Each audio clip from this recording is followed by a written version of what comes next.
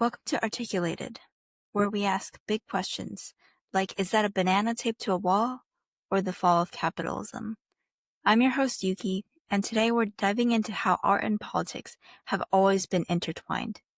By the time you finish listening, you will leave with existential dread, but also knowledge that will save humanity. Picasso painted Guernica in 1937 as a response to the bombing of the Basque town of the same name during the Spanish Civil War. The attack brought by Nazi Germany and Fascist Italy killed from an estimated few hundred to over 1,600 civilians. Picasso, horrified by this brutality, responded the only way he knew how, by picking up a paintbrush. In just 3 weeks, a record time even by college all-nighter standards, he created a painting that didn't document the war, but screamed about it. Guernica is raw, chaotic, and intense.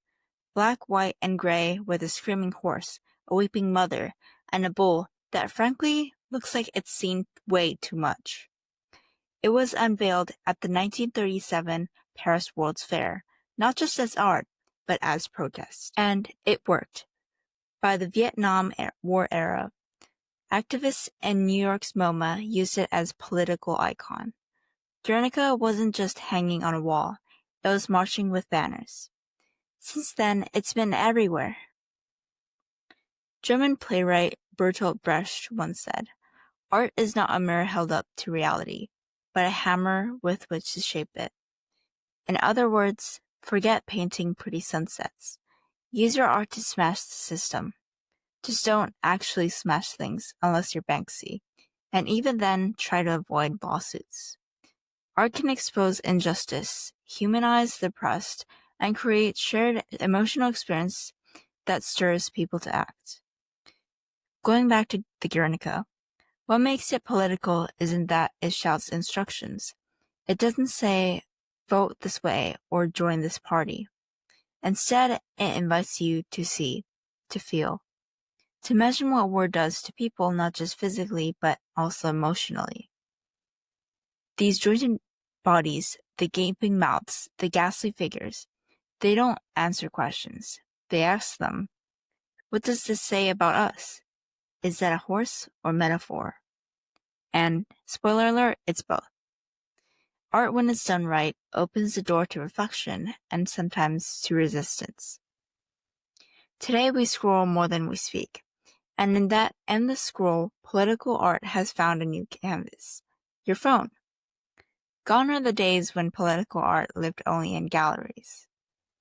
Consider the Iranian protests after the death of Mahsa Amini, who had been arrested and killed by the Iran government after allegedly not wearing a hijab in accordance with government standards. Women cutting their hair in public became a visual symbol of defiance.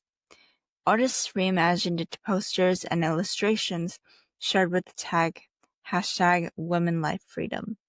That's not just art, but it's also mobilization by the people. And yes, memes count. Who knew SpongeBob could become a Marxist icon? Memes may look like jokes, but they're often bite-sized political grenades. Sharp, fast, and viral. Social media has made the audience the amplifier. You don't need a gallery to protest or stand up for something. It has become an age where you just need Wi-Fi, Canva subscription, and maybe even ChatGPT to create your own artwork. Art has a special way of cutting through the noise. Where headlines polarize, art whispers, or sometimes yells, a painting doesn't have to go viral to resonate. It just has to hit you. In today's divided world, that resonance can unify, or divide. Art can be a mirror or a weapon. It's used by protesters, but also by regimes. That's why art has been censored and sponsored. Governments understand art shapes perception. Sometimes they use it to uplift. Sometimes they use it to manipulate. Either way, it's never neutral. So next time you pass a mural, ask yourself, what is it trying to say?